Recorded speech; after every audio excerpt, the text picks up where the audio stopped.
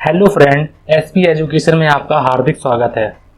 आज की क्लास में हम लोग झारखंड पीजीटी की क्लास करने वाले हैं और जैसा कि मैं आप लोगों के लिए प्रैक्टिस सेट लेकर आया हूं, तो आज जो है हम लोगों का प्रैक्टिस सेट नंबर 6 है। प्रैक्टिस सेट नंबर हम लोगों का 6 रहने वाला है। आज की क्लास में हम लोग प्रैक्टिस सेट नंबर 6 को क्लियर करने वाले हैं और इनमें क्वेश्चन को करने वाले हैं।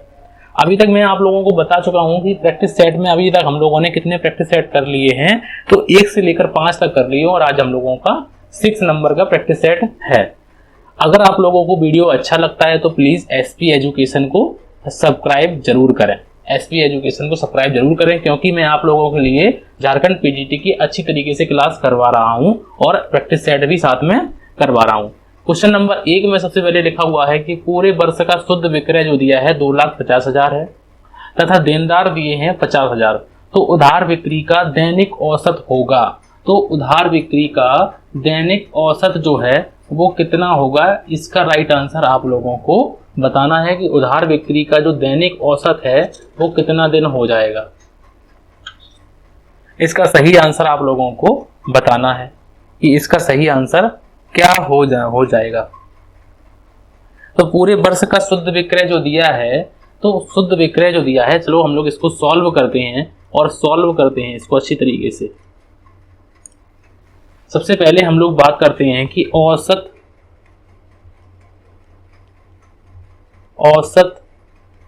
संग्रहण अवधि।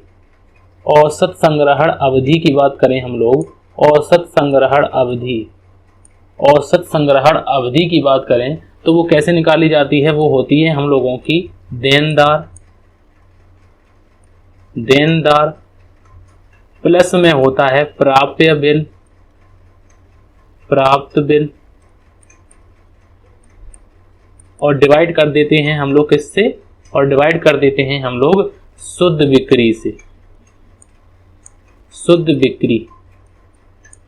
और अगर हम लोगों को दैनिक दिन निकालने हैं तो हम लोग 365 का मल्टीप्लाई करेंगे। 365 का भी करते हैं और कहीं कहीं 360 का भी हम लोग कर देते हैं। तो हम लोग सबसे पहले देखते हैं कि हम लोगों को लिखा क्या है कि पूरे वर्ष का शुद्ध विक्रय दिया है 2,50,000, तो विक्रय की राशि तो हो गई हम लोगों की 2,50,000। देनदार तथा देनदार दिए हैं 50,000 रुपए। देनदार कितने दिए हैं, तो देनदार दिए हैं 50,000 रुपए।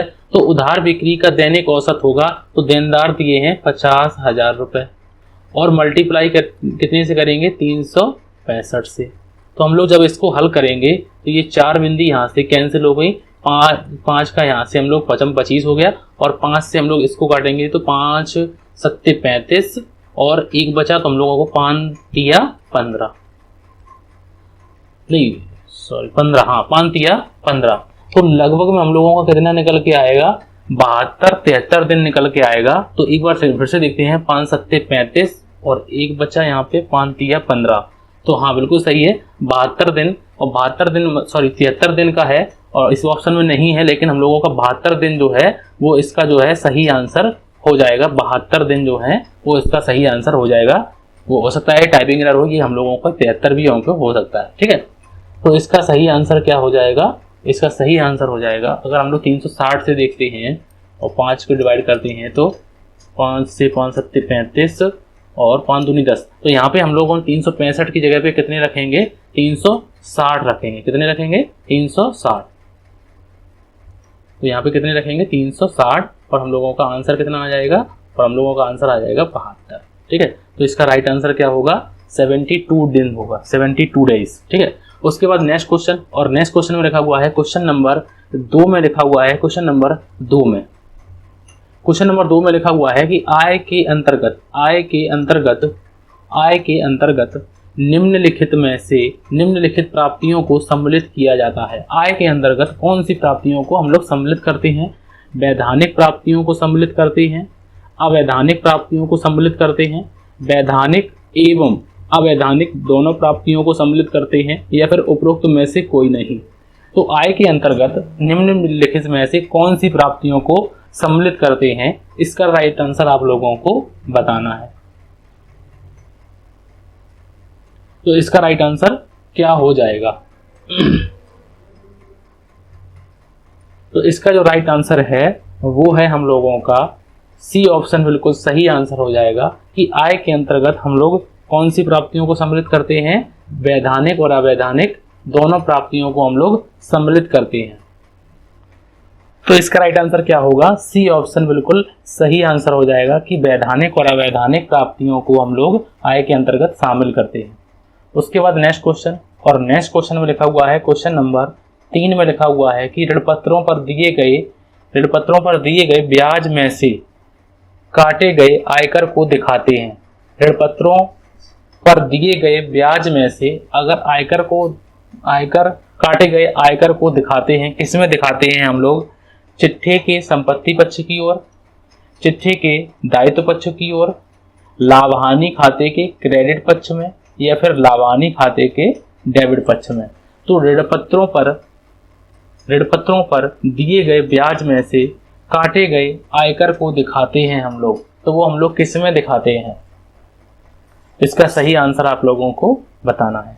ऋण पत्रों पर दिए गए ब्याज में से काटे गए आयकर को हम लोग किस में दिखाते हैं, तो वो हम लोग दिखाते हैं दायित्व पक्ष में दिखाते हैं। तो राइट आंसर क्या होगा, बी ऑप्शन बिल्कुल सही आंसर हो जाएगा कि बी ऑप्शन बिल्कुल सही आंसर हो जाएगा।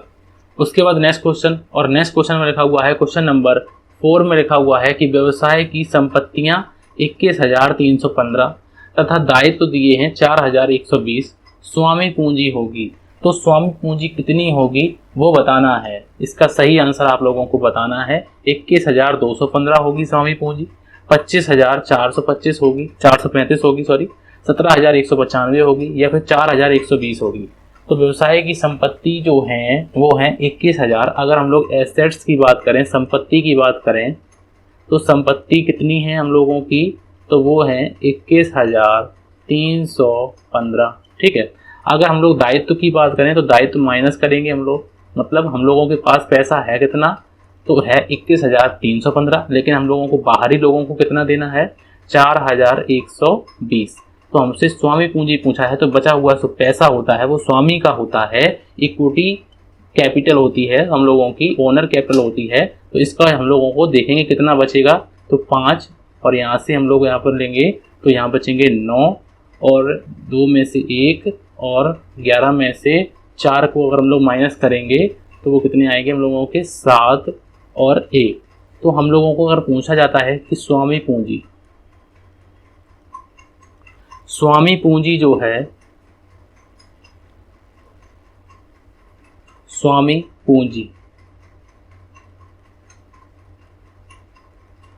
पूंजी कितनी होगी, तो इसका राइट आंसर क्या होगा हम लोगों का,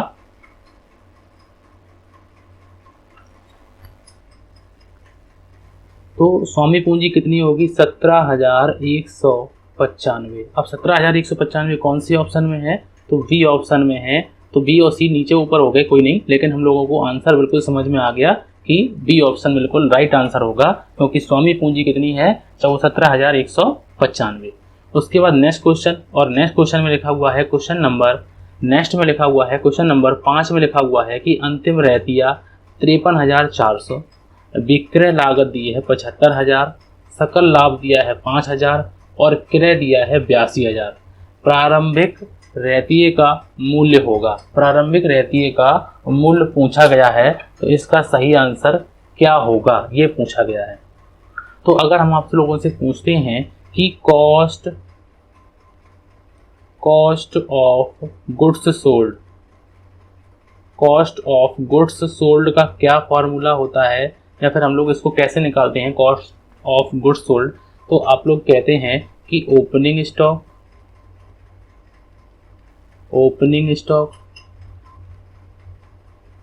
प्लस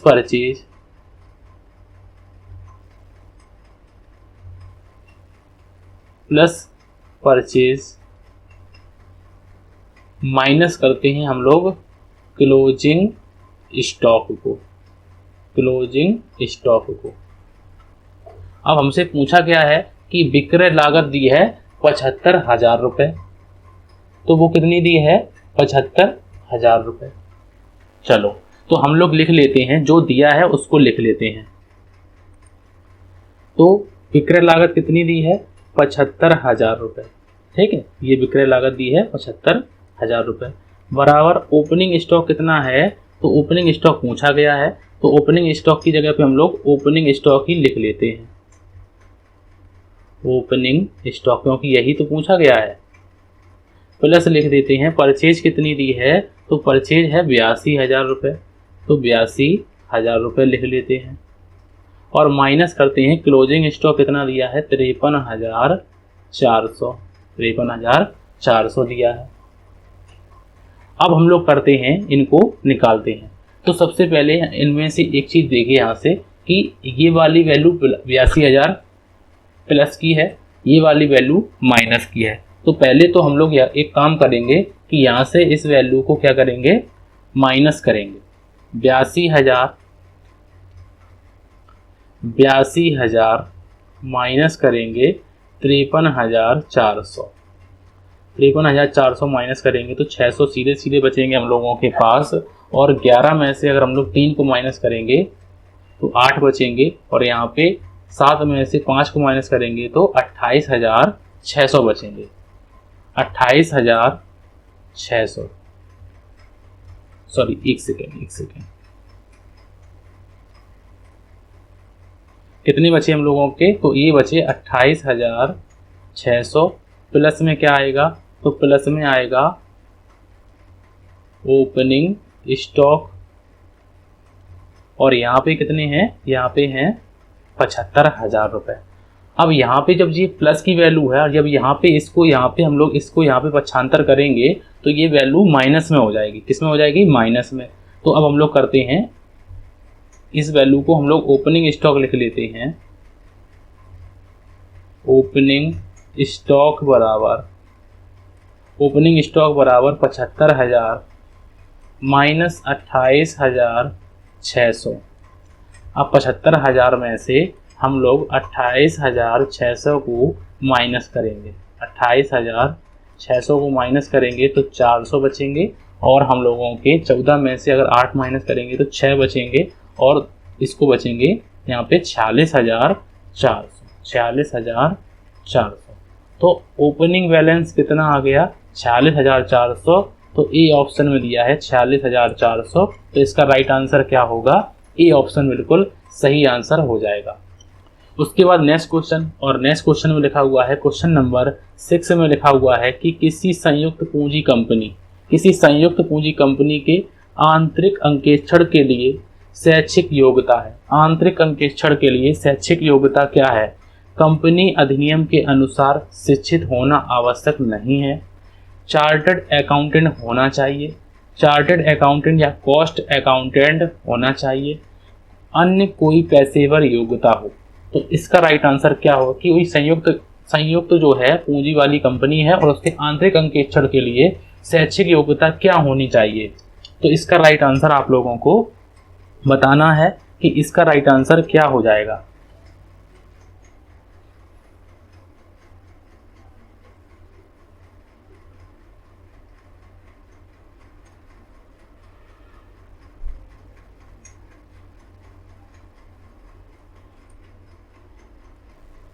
तो इसका राइट आंसर क्या होगा कि वो पहला आंसर बिल्कुल सही आंसर हो जाएगा कि कंपनी अधिनियम के अनुसार शिक्षित होना आवश्यक नहीं है।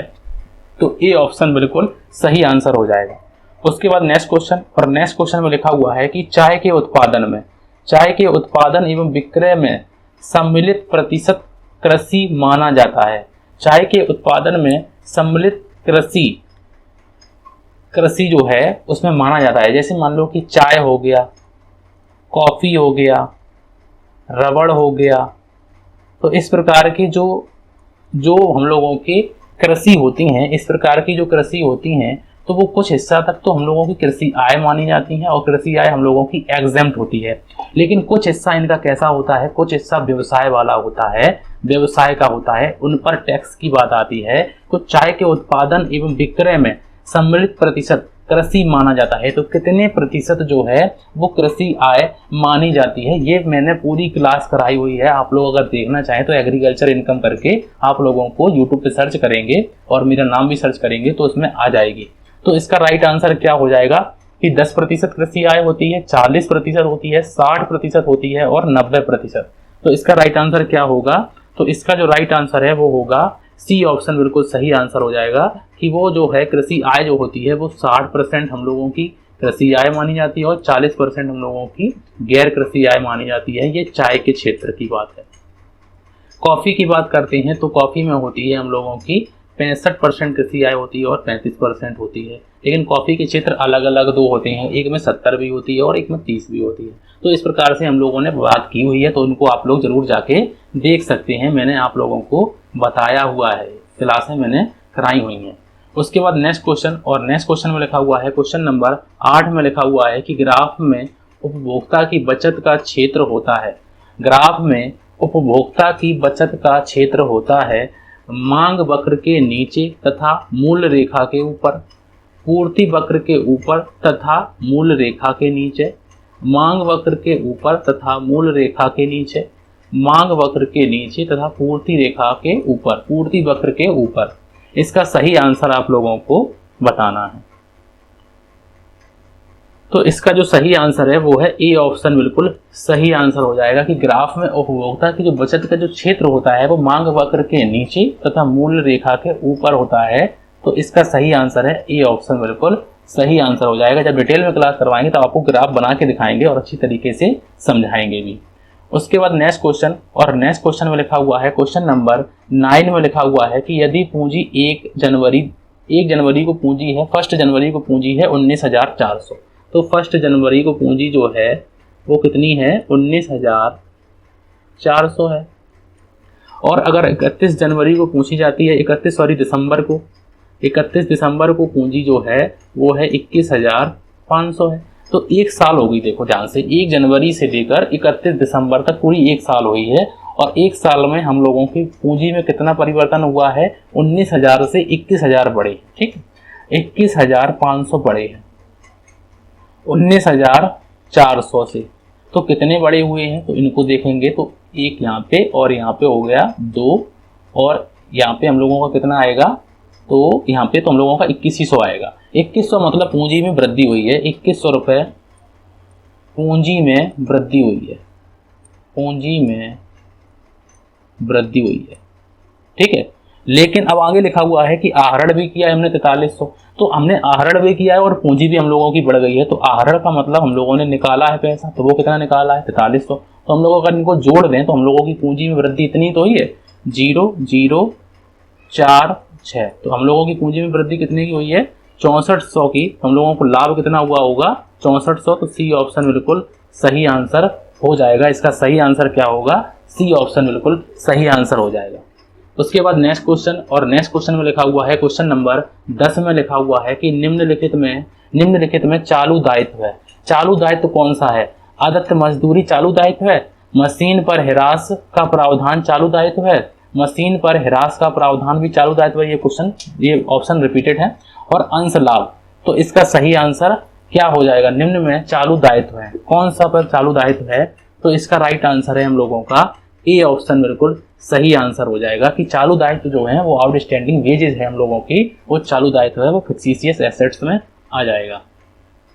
उसके बाद नेक्स्ट क्वेश्चन, और नेक्स्ट क्वेश्चन में हम लोगों को 11 नंबर क्वेश्चन कि एकाधिकार में औसत आगम वक्र की ढाल होती है। कैसे होती है? नीचे की ओर बाएं से दाएं की तरफ होती है, ऊपर की ओर बाएं से दाईं ओर होती है, क्षैतिज समानांतर सीधी रेखा होती है, ऊर्ध्व सीधी रेखा होती है।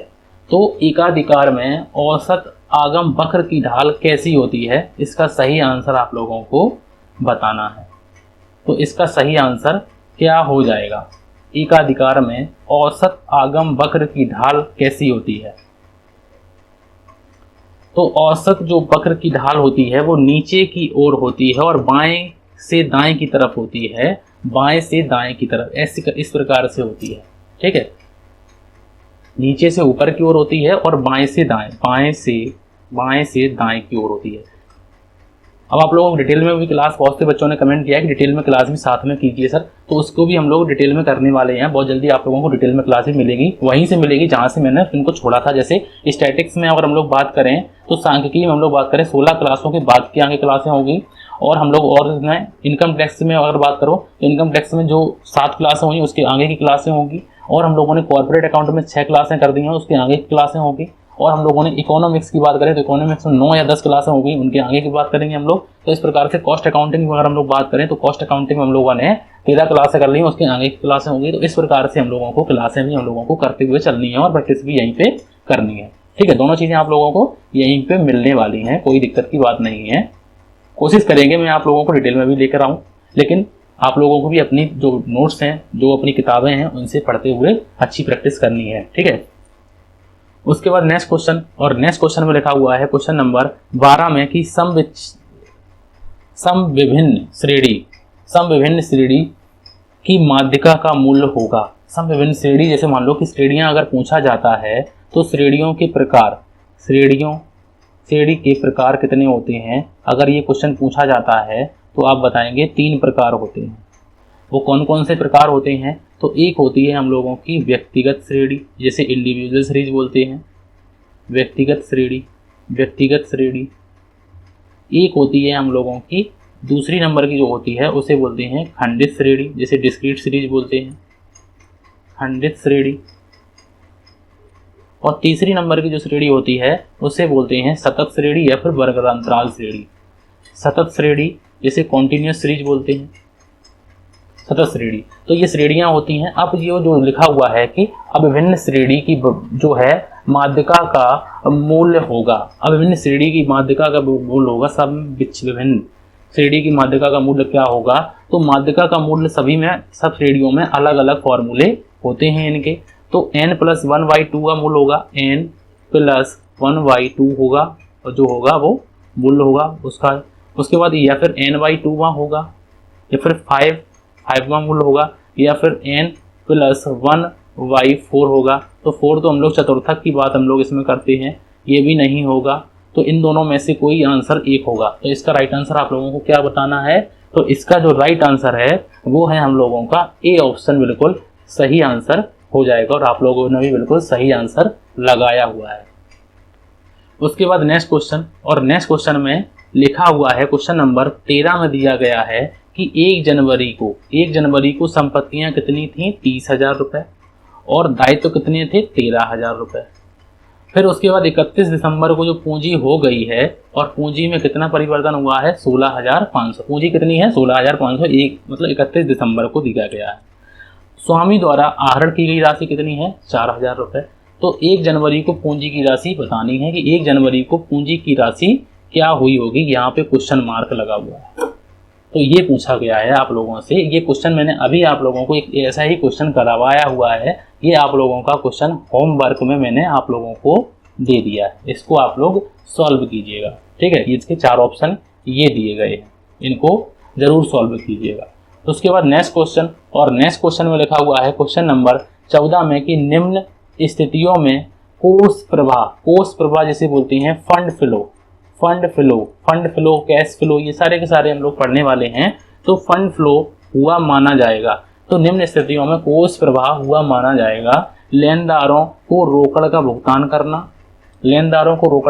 करना, देनदारों से रोकड़ प्राप्त करना, नगद मशीन खरीदना, और या फिर उपरोक्त सभी। ये चारों के चारों जो हैं, ये स्थितियां जो हैं, ये चारों की चारों कैसी हैं? फंड फ्लो की हैं, कोष प्रवाह की हैं, या फिर नहीं है, या फिर एक है, या फिर कोई दो। तो इस प्रकार से आप लोगों को बताना है कि इन स्थितियों में कौन सी स्थिति जो है वो फंड फ्लो की बात हम लोगों की मानी जाती है।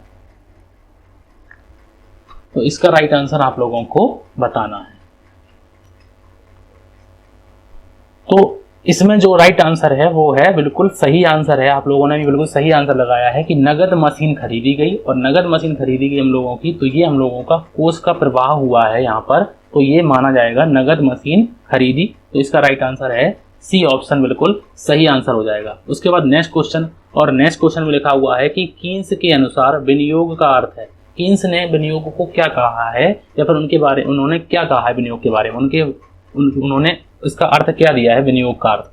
वर्तमान कारखानों को खरीदना, वर्तमान फर्म में अंश खरीदना, पुरानी इमारत को खरीदना या फिर नए कारखाने की स्थापना करना, ये विनियोग है। तो केन्स के अनुसार विनियोग का क्या अर्थ होता है, उन्होंने क्या कहा है? तो देखो, केन्स ने ये कहा है कि नए कारखानों को अगर हम लोग खरीदते हैं तो ये हम लोगों का इन्वेस्टमेंट है, और इसी से हम लोग इन्वेस्टमेंट ऐसे होती हैं जिनसे हम लोग आगे इनकम प्राप्त करते हैं। तो डी ऑप्शन बिल्कुल सही आंसर हो जाएगा। अगर हम लोग देखो डिटेल में करते हैं तो 15 क्वेश्चन हो पाए हैं और समय ज़्यादा हो गया है, लेकिन कोई नहीं, हम लोग इसको भी देखेंगे आगे। उसके बाद नेक्स्ट क्वेश्चन, और नेक्स्ट क्वेश्चन में लिखा हुआ है क्वेश्चन नंबर 16 में। क्वेश्चन नंबर 16 में लिखा हुआ है कि यदि वस्तु विक्रय लागत दी है 1,20,000 तथा अंतिम स्टॉक दिया है, अंतिम स्टॉक 1/4 है सकल हानि दर विक्रय पर, तो विक्रय राशि बताइए। विक्रय राशि आप लोगों को बतानी है कि विक्रय राशि क्या होगी। इसका सही आंसर आप लोगों को बताना है। तो इसका सही आंसर क्या हो जाएगा, इसका सही आंसर आप लोगों को बताना है। तो इसका जो सही आंसर है वो है हम लोगों का 96,000, बिल्कुल सही आंसर हो जाएगा। और ये क्वेश्चन रिपीटेड क्वेश्चन है, इसको आप लोग पिछली क्लासों में भी मैंने कराया हुआ है, लेकिन मैं यहाँ भी करूँगा। तो 1,20,000 हम लोगों का है विक्रय लागत दी है, और हम लोग विक्रय लागत में अगर हम लोगों को विक्रय लागत दी है माइनस करते हैं 1,20,000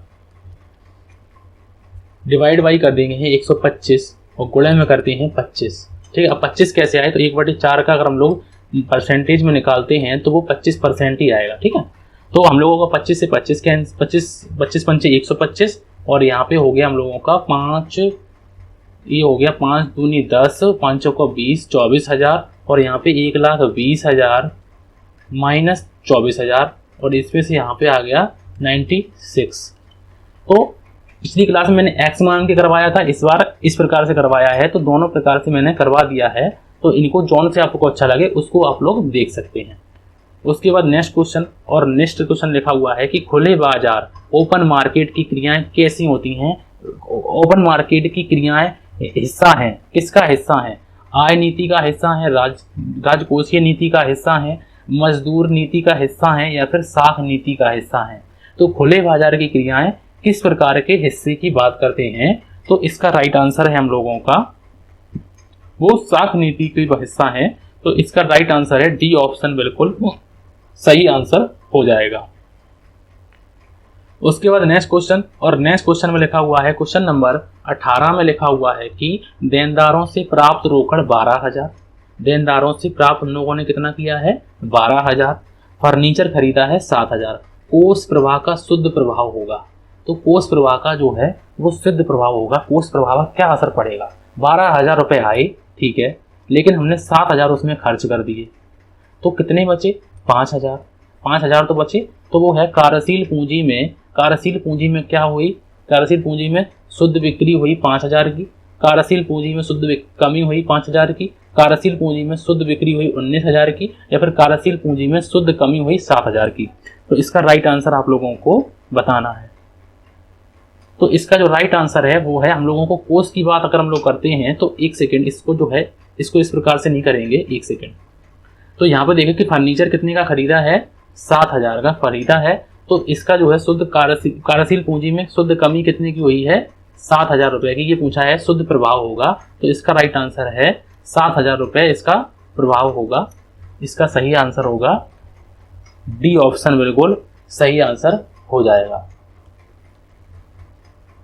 डी ऑप्शन बिल्कुल सही आंसर हो जाएगा। अब कैसे करेंगे हम लोग इसको, तो मैंने आप लोगों को अभी पूरे डिटेल में नहीं करवाया है, लेकिन डिटेल में भी करवा देते हैं कि देनदारों से, एक सेकंड, देनदारों से, चलो हम लोग इसको डिटेल में भी कर लेते हैं।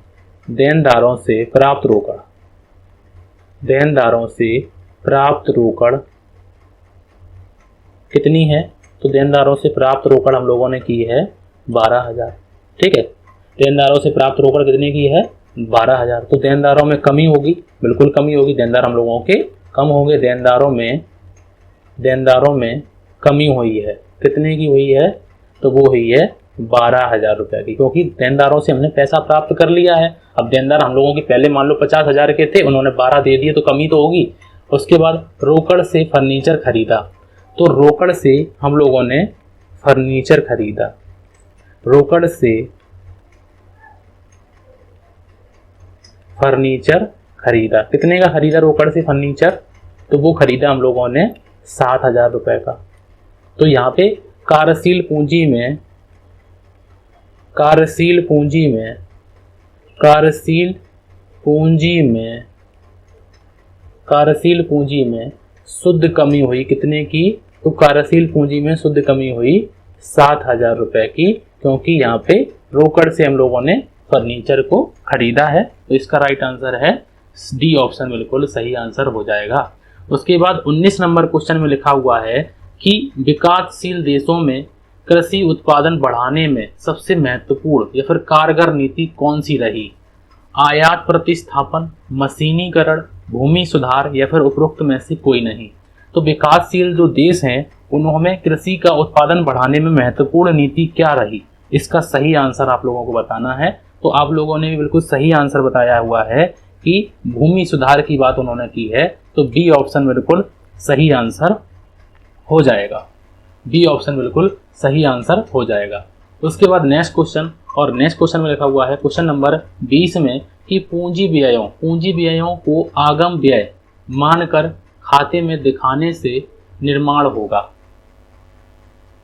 पूंजी व्ययों को आगम व्यय मानकर खाते में दिखाने से निर्माण होगा। कौन से व्ययों का निर्माण होगा? गुप्त संचय का निर्माण होगा, आगम संचय का निर्माण होगा, पूंजीगत व्यय का निर्माण होगा या फिर उपरोक्त में से कोई नहीं।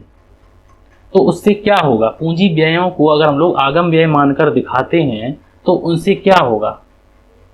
इसका सही आंसर है कि इससे हम लोगों का गुप्त संचय का निर्माण होगा। ए ऑप्शन बिल्कुल सही आंसर हो जाएगा। उसके बाद नेक्स्ट क्वेश्चन, और नेक्स्ट क्वेश्चन में लिखा हुआ है क्वेश्चन नंबर 21 में लिखा हुआ है कि संपत्ति का मूल्य 21,000, अवशेष मूल्य 1,000, ह्रास की दर 10% पर एनम, दूसरे वर्ष के लिए ह्रास की राशि क्या होगी यदि ह्रास रेखीय विधि से काटा जाता है? तो ह्रास जब रेखीय विधि से काटा जाएगा तो हम लोगों का राइट आंसर क्या होगा? इसका सही आंसर क्या होगा ये पूछा गया है। अगले वर्ष का ह्रास पूछा गया है, तो इसका सही आंसर क्या हो जाएगा? तो इसका जो सही आंसर है वो हो जाएगा हम लोगों का 2,000 रुपए। कैसे हो जाएगा? तो 21,000 है, मशीन कितने की है? 21,000। जब हम लोग मशीन को बेचेंगे, कबाड़ मूल्य इसका बेचेंगे, तो अवशेष मूल्य को बोलते हैं कबाड़ मूल्य, तो वो कितना हो गया? उससे बचा कितना? 20,000। तो डेप्रिसिएशन कितना आया? देखो 21,000 की मेरी चीज थी और अब कितने की रह जाएगी? वो 1,000 की। तो कमी कितने की होगी? 20,000 की। अब 20,000 की कमी होगी और 20,000 की कमी होगी तो हम लोगों की 10% पर एनम के हिसाब से कमी होगी। हर साल हम लोगों की एक ही रेखा पद्धति से लगेगी, तो इसमें कमी कितने की होगी? तो हर साल कमी कितने की होगी? 2,000 रुपए। तो वो चाहे पहली साल हो, चाहे दूसरी साल हो, चाहे तीसरी साल हो, तो हम लोगों की वो कमी कितनी होगी? 2,000 रुपए। तो इसका राइट आंसर क्या हो जाएगा? बी ऑप्शन बिल्कुल सही आंसर हो जाएगा। उसके बाद नेक्स्ट क्वेश्चन, और नेक्स्ट क्वेश्चन में लिखा हुआ है क्वेश्चन नंबर 22 में लिखा हुआ है कि व्यवसाय के स्वामी द्वारा विनियोग का प्रभाव होगा। विनियोग का प्रभाव होगा कि व्यवसाय के स्वामी द्वारा पूंजी में वृद्धि तथा दायित्व में कमी होगी, पूंजी में वृद्धि तथा दायित्व में वृद्धि होगी, पूंजी में वृद्धि तथा संपत्ति में कमी होगी, पूंजी में वृद्धि तथा संपत्ति में वृद्धि होगी। तो व्यवसाय के स्वामी द्वारा विनियोग का प्रभाव होगा, विनियोग का प्रभाव होगा। इसका सही आंसर क्या हो जाएगा? तो व्यवसाय के स्वामी द्वारा विनियोग का प्रभाव जो होगा वो पूंजी में वृद्धि होगी और संपत्ति में भी वृद्धि होगी। इसका सही आंसर हो जाएगा डी ऑप्शन बिल्कुल सही आंसर हो जाएगा। जब हम आप लोगों को रोकड़ प्रभाव विवरण और कोष प्रभाव विवरण पढ़ाएंगे तो अच्छी तरीके से आप लोगों को ये बातें समझ में आने वाली हैं। उसके बाद नेक्स्ट क्वेश्चन, और नेक्स्ट क्वेश्चन में लिखा हुआ है क्वेश्चन नंबर 23 में कि कोष प्रभाव विवरण में कोष का अर्थ है। कोष प्रभाव विवरण में कोष का क्या अर्थ होता है? रोकड़ से होता है, चालू दायित्व से होता है, चालू संपत्ति से होता है या फिर कार्यशील पूंजी से होता है? तो कोष का प्रभाव जो होता है, रोकड़ में कोष प्रभाव जो विवरण है उसमें जो कोष का अर्थ है वो है हम लोगों का कार्यशील पूंजी से है। और कार्यशील पूंजी किस प्रकार से आती है? कार्यशील पूंजी अगर पूछा जाता है कार्यशील पूंजी बराबर कैसे आती है, तो चालू संपत्ति माइनस चालू दायित्व से आती है। चालू संपत्ति माइनस चालू दायित्व से आती है, चालू दायित्व से आती है। तो इसका राइट आंसर क्या होगा? तो इसका राइट आंसर होगा डी ऑप्शन, बिल्कुल सही आंसर हो जाएगा। उसके बाद नेक्स्ट क्वेश्चन, और नेक्स्ट क्वेश्चन में लिखा हुआ है क्वेश्चन नंबर 24 में लिखा हुआ है, क्वेश्चन नंबर 24 में लिखा हुआ है कि एक कंपनी ने 2 लाख के पूर्वाधिकार अंशों का शोधन किया। शोधन का मतलब इनको पैसा वापसी किया। इस हेतु उसे समता अंश पूंजी 1,50,000 की निर्गमित की। 1 लाख के बोनस अंश भी निर्गमित किए गए। इन लेन देनों को कोष प्रभाव पर शुद्ध प्रभाव क्या होगा? तो इन लेन देनों से कोष प्रभाव पर क्या प्रभाव पड़ेगा? तो कोष प्रभाव पर कोई प्रभाव नहीं पड़ेगा। कार्यशील पूंजी में 50,000 की वृद्धि होगी, कार्यशील पूंजी में 50,000 की कमी होगी, या फिर उपरोक्त में से कोई नहीं। तो इसका राइट आंसर क्या हो जाएगा? तो इसका जो राइट आंसर है वो हो जाएगा हम लोगों का 50,000 रुपए की जो है वो वृद्धि होगी। किससे होगी? इस प्रकार से हम लोग देख सकते हैं कि पूर्वाधिकार अंशों का भुगतान किया हम लोगों ने 2 लाख से, ठीक है, 2 लाख से भुगतान किया, और समता अंशों का निर्गमन किया हम लोगों ने 1,50,000, और बोनस अंशों का निर्गमन भी किया, वो किया 1 लाख। तो इससे क्या होगा कि इससे जो होगा, देखो ध्यान से, अगर हम लोग ध्यान से इसको देखें सवाल को ही, यहाँ पे मेरा पैसा आए कितना? 2,50,000, और हमें देना कितना है? 2 लाख। तो 50,000 की वृद्धि होगी, तो बी ऑप्शन बिल्कुल सही आंसर हो जाएगा। उसके बाद नेक्स्ट क्वेश्चन, और नेक्स्ट क्वेश्चन में लिखा हुआ है क्वेश्चन नंबर 25 में लिखा हुआ है कि अंश अपहरण खाते फॉरफीचर अकाउंट जब्त खाते के चिट्ठे के दायित्व पक्ष में दिखाते हैं। किस में दिखाते हैं? संचय एवं आधिक्य के अंतर्गत, चुकता पूंजी में जोड़कर, चालू दायित्व के एवं प्रावधान के अंतर्गत, या फिर उपरोक्त में से कोई नहीं। तो जब अंश अपहरण खाते के जो चिट्ठे के जो हैं उसको हम लोग कहाँ पर दिखाते हैं, तो इसका राइट आंसर है हम लोगों का बी ऑप्शन, बिल्कुल सही आंसर हो जाएगा कि उसमें जो हम लोग चुकता पूंजी में उसको जोड़कर हम लोग लिख देते हैं। तो इसका राइट आंसर क्या होगा? बी ऑप्शन बिल्कुल सही आंसर हो जाएगा। उसके बाद नेक्स्ट क्वेश्चन, और नेक्स्ट क्वेश्चन में लिखा हुआ है क्वेश्चन नंबर 26 में लिखा हुआ है, क्वेश्चन नंबर 26 में लिखा हुआ है कि वर्ष के प्रारंभ में पूंजी 10,500, आहरण दिया है 6500, नई पूंजी वर्ष में लाई गई 3500, वर्ष के अंत में पूंजी क्या होगी? वर्ष के अंत में पूंजी क्या होगी? देखो सबसे पहले अगर हम लोग 10,500 हम लोगों को पूंजी है जो है वो प्रारंभ में दी है, ठीक है, प्रारंभ में दी है। हम लोगों ने आहरण भी कर लिया है, कितने का कर लिया है? 6500 का कर लिया है। और नई पूंजी वर्ष में लाई जो है वो है 3500 रुपये हम और लाए हैं। तो वर्ष के अंत में पूंजी क्या होगी ये पूछा गया है। तो इसको हम लोग यहाँ पे लिख देंगे 3500 हम लाए हैं, उसमें से हमने 6500 आहरण किए हैं, ठीक है। तो हम लोगों को कितनी हो जाएगी पूंजी? 0 0 और यहाँ पे हो जाएंगी 4, ठीक है, 5 5 10 5 लगे 3 1 4, ठीक है। यहाँ पे जो है अंतिम पूंजी की बात की गई है, तो अंतिम पूंजी को हम लोग निकालते हैं। 1 सेकेंड, अंतिम पूंजी हम लोगों की इस प्रकार से नहीं आएगी। 1 सेकेंड, देखो सबसे पहले हम लोग प्रारंभिक पूंजी लिख लेते हैं। प्रारंभिक पूंजी कितनी दी है? प्रारंभिक पूंजी कितनी दी है? वो दी है हम लोगों को 10,500, ठीक है। आहरण कितने का किया है हम लोगों ने? मतलब पूंजी से निकाला कितना है? आहरण के दिया है, ड्राइंग की है, कितने की है? 6500 की। तो बचे कितने रुपए? तो बचे कितने? 4,000 रुपए। अब हम लोगों ने लगा कितने दिए हैं? 3500 रुपए लगा दिए हैं। तो शेष पूंजी कितनी रह गई है हम लोगों के पास? 7500। तो यही तो हम लोगों की अंतिम पूंजी है, अंतिम पूंजी। तो इस प्रकार से हम लोग इसका सही आंसर है ए ऑप्शन, बिल्कुल सही आंसर हो जाएगा। क्योंकि हम लोग वहाँ पे गलत कर रहे थे। 10,500 हम लोगों ने ये सोचा कि आहरण कर लिया है, लेकिन इसी में था, ठीक है। उसके बाद नेक्स्ट क्वेश्चन, और नेक्स्ट क्वेश्चन में लिखा हुआ है क्वेश्चन नंबर 27 में लिखा हुआ है कि सम विच्छेद बिंदु विक्रय मूल्य रुपए में प्राप्त करने के लिए स्थिर लागत को विभाजित किया जाएगा। परिवर्तनशील लागत प्रति इकाई से, दत्तांश